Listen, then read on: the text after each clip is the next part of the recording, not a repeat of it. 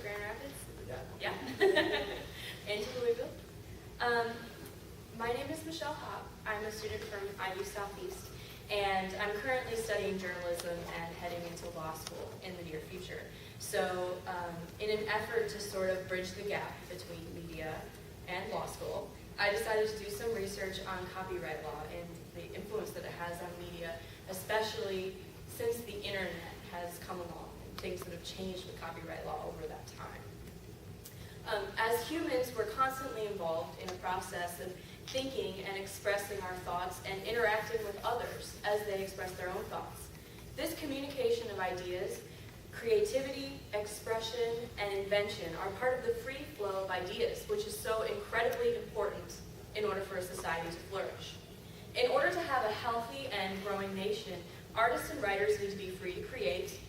Scientists and entrepreneurs need to be free to forge new paths of discovery and invention, and all of these people need to be able to do their work without fearing that their intellectual property will be stolen. In order to meet this basic need for the American people, Congress was authorized in Article 1, Section 8 of the Constitution with the power to promote the progress of science and the useful arts by securing for limited times to authors and inventors the exclusive right to their respective writings and discoveries. This part of the Constitution has resulted in copyright, patent, and international property laws that Congress has passed throughout the history of the United States. In my speech today, I'm going to be focusing on copyright law, as I said before, as it affects internet and current media. And partly to walk you through the changes of copyright law that have come along since all of us have been born, I'd like to go through awareness of copyright law that came about as I was younger.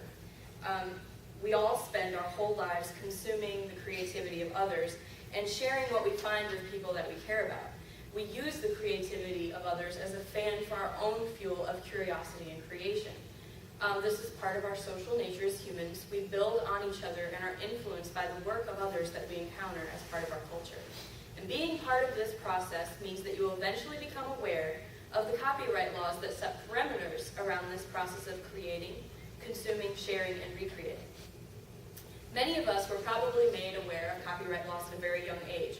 As a child, Disney movies taught me about copyright laws. When I popped in Aladdin or Cinderella, that green screen would come up telling me that it was very wrong for me to make copies of that video to share with other girls who liked Disney princesses as well, especially if I was trying to sell them to other little girls who liked princesses. This instilled a caution in me that I continue to carry as I tried to determine whether it was legal to make mixtapes for my friends or for the cute boy down the block. In the early 90s, Congress passed the Audio Home Recording Act, which said that it's okay to make mixtapes for your friends, but you're crossing the line once you start trying to make a profit off of that sort of thing. Now, of course, that law has been changed since then when we've dealt with pirating on a larger scale on the internet and the sharing of audio files online. As a young adult, when participating in public speaking competitions, and now in college as I pursue education, I've begun to learn about fair use, which means that within limited parameters, you as a consumer have rights to use portions of the author's work for criticism or comment, or to provided that use does not affect the potential market for or the value of the copyrighted work that you're using. And then another thing to keep in mind real quickly before we move into the gist of my speech is that copyright law, a copyright on a work lasts for the author's life plus 70 years.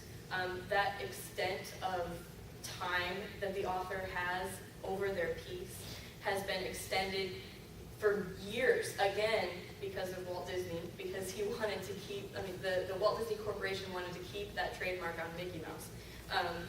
And things that has continued to extend and increase the rights of copyright owners.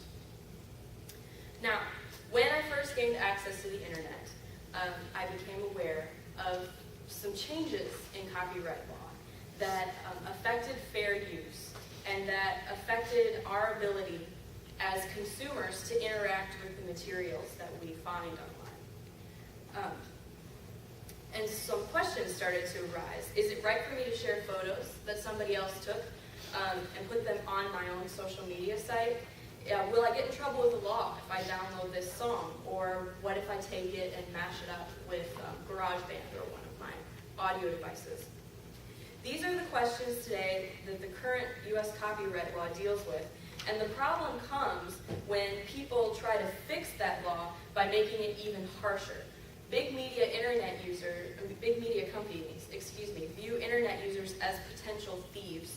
Internet users are confused and frustrated as old copyright laws seem to hinder the usual social process of creating, consuming, sharing, and recreating.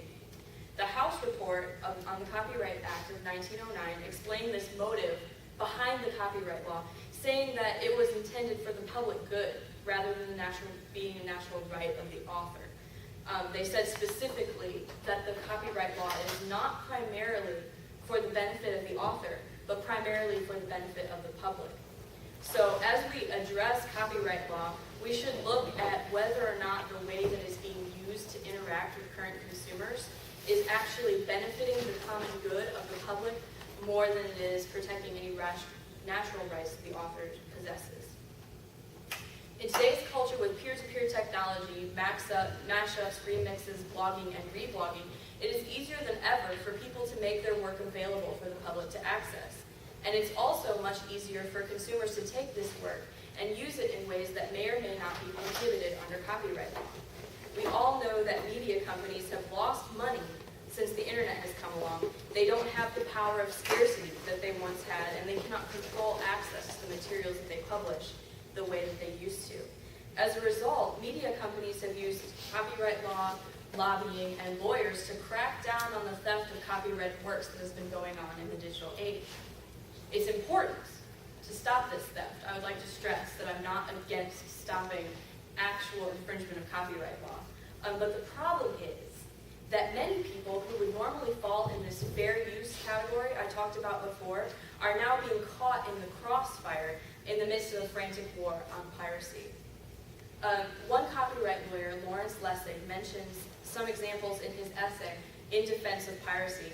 And in particular, he tells the story of a mother who uploaded a video of her son dancing to Prince's song, Let's Go Crazy. She uploaded this video to YouTube so that she could share that link with friends and share the video. And she was pursued by media companies saying that she had infringed Prince's copyright to this song. Now, uploading a YouTube video with bad quality audio of your son dancing to Prince's song isn't going to ruin Prince's market for that song. Nobody would listen to this bad audio version of a little boy dancing to it instead of buying the audio version on iTunes or at a record store. Yet, she was still prosecuted for this act. Fair use is being swallowed up by all this fear of internet piracy. Lawrence Lessig says that this sort of thing happens all the time today. Companies like YouTube are deluged with demands to remove materials from their systems. The industry and the law are assuming that these increasingly popular remixes, homemade videos, and other creative amateur works are being assumed as a threat to the profits of copyright owners when they surely are not. This is a step away from the Audio Home Recording Act I mentioned earlier, which recognized that sharing songs with your friends on a little remix tape isn't really that harmful, and it encourages that process of creating and enjoying the work that you encounter. It's an important part of culture. This threat to fair use and creativity on the internet platform is even greater as media companies try to up the ante with hard-hitting new copyright laws. Laws like SOPA and PIPA, which just recently failed to pass through Congress, are large-scale attempts to censor content in the media company's favor. Laws like this would give enforcers the ability to police the internet, remove websites, and censor content in the name of intellectual property protection. They could also make the cost of hosting interactions online for companies like YouTube, Wikipedia, Tumblr, Facebook, or Twitter extremely high, possibly so high that these companies would not continue to operate. Through SOPA, though SOPA and PIPA are no longer around, more laws and treaties which are similar are coming down the pipes or have been sort of quietly in being discussed throughout the years. Take, for example, ACTA, the Anti-Counterfeiting Trade Agreement, which is not very aptly named because it's about much more than just copywriting.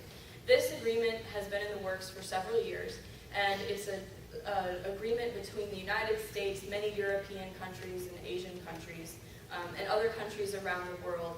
And this act would encourage and authorize some of the same censorship that has been so vehemently opposed in SOPA and PIPA. The troubling part is that the United States isn't very open to talk about the negotiations that are being done with ACTA. They're not going out of their way to really give the American people more information about what's going to happen with these treaties. Clay Shirky is an expert on copyright law who spoke at TED and was talking about SOPA and PIPA in specific and any other laws that would come after it that are in this same frame. And he said that these laws aren't an attack on Google, they're an attack on us. We are the biggest producers of content, not Google or Yahoo. They merely host the content for us. We're the people being policed, he says, because in the end, the real threat to the enactment of PIPA and SOPA is our ability to share things with one another. So what PIPA and SOPA risk doing is taking a centuries-old legal concept, innocent until proven guilty, and reversing it, making it guilty until proven innocent. This battle to apply confusing and cumbersome copyright laws to the new digital age criminalizes the remix culture and endangers the creativity that is flowing in our new society. Our kids live in an age of prohibition, according to Lawrence Lessig. He says, where more and more of what seems to be ordinary behavior is against the law. They see themselves as criminals. They begin to get used to that idea, and that recognition is very corrosive.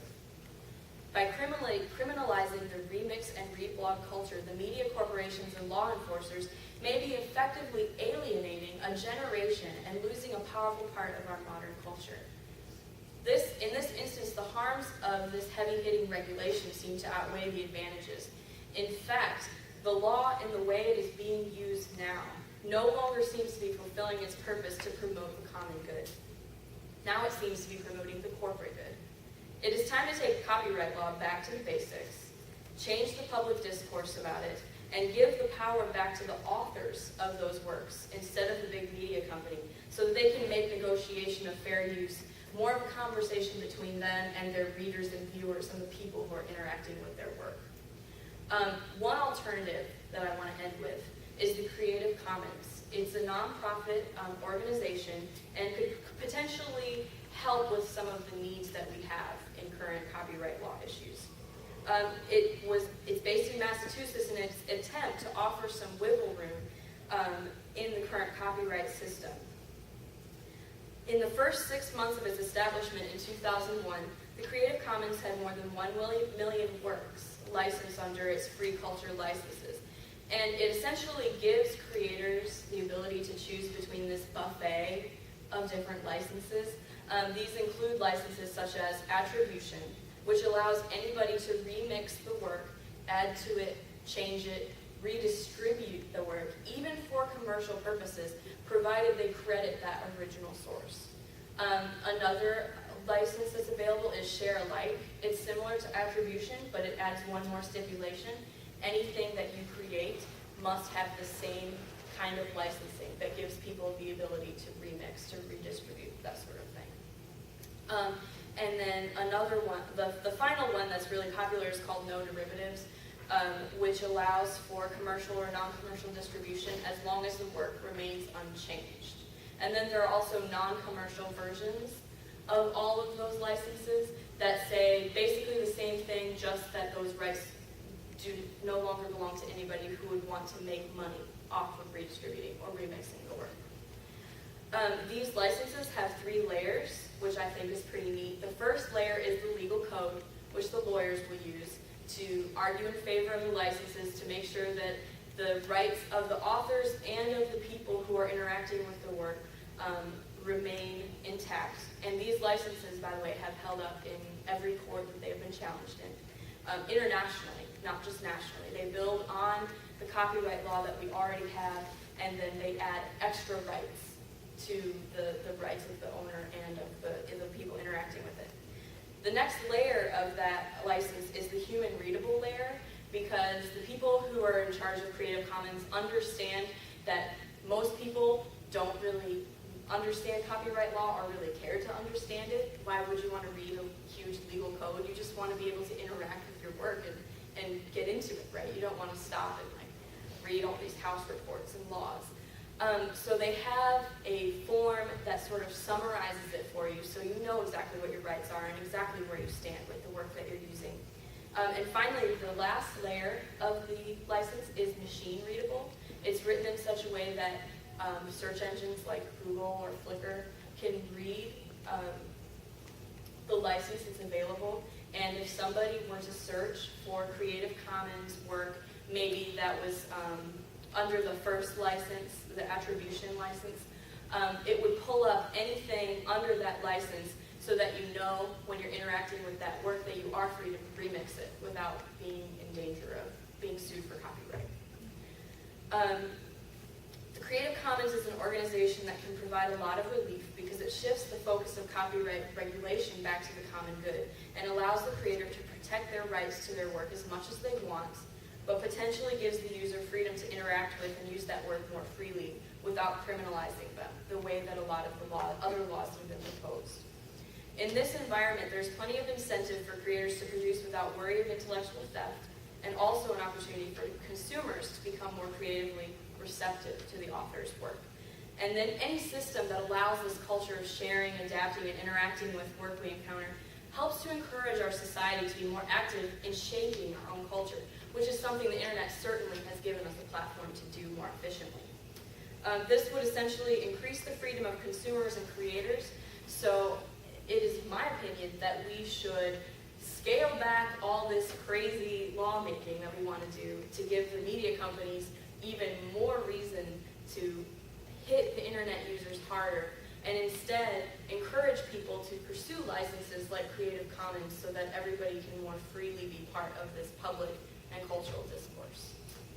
That's all I had to say as far as about my paper. Do you all have any questions? Or?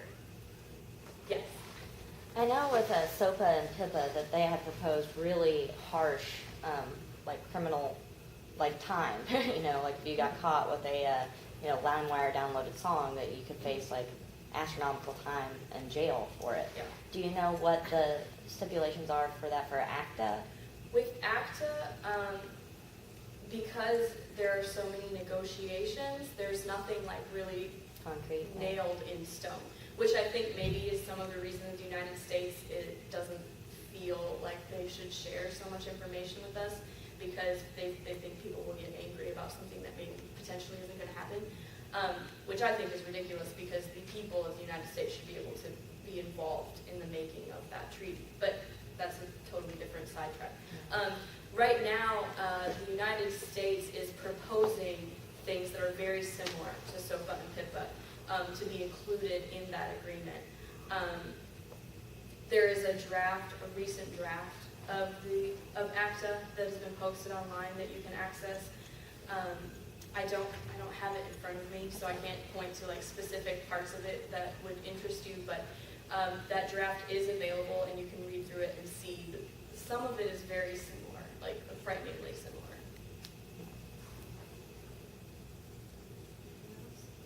I have another one. Okay. Keep them coming. With because I know with SOPA and PIPA there was several, Google had lots of education about it, and Wikipedia did a blackout, and it created all this internet awareness, even to people that had no idea what was going on. They're like, why isn't Google working? And right. It raised awareness. Why do you think they're not doing the same thing for the proposed ACTA bill? I think with ACTA, the thing is that people just don't know about it. It's been going on for 2 years, and it hasn't received the information that SOPA, the level of reaction that SOPA and PIPA have. There have been, like we were talking about earlier, there have been protests worldwide in the streets, but in the United States, partly because that information isn't being shared as much, partly because people don't know about it, because it's an international agreement rather than U.S. law. I think that if want to see something like that, then we need to take the initiative and start spreading the word about it. Thank you. How widespread is the Creative Commons organization right now? I haven't heard anything about that before. It's not like incredibly well known among just anybody going like researching online, which I think is a big issue, because if you got more people using it online, I think more creators would use those licenses. But have you heard of Wikimedia Commons? Yeah. That is part of the Creative Commons. Okay. And Google also has if you go in advanced searches and you go to a part that says user agreements, they actually have those Creative Commons licenses listed, and you can select which license you would like to narrow your search down to, so that your search only produces things that are licensed in that way. So it's also in several different countries as well. I don't have a list of all the countries, but it's not just United States based. It's an international intellectual property license. But the awareness really does need to get out more, because with the internet, I think a lot of people are becoming creators a lot more than usual. And they need to know that this option is available for them to protect their work, but still allow other people to interact with it in a way that they would prefer.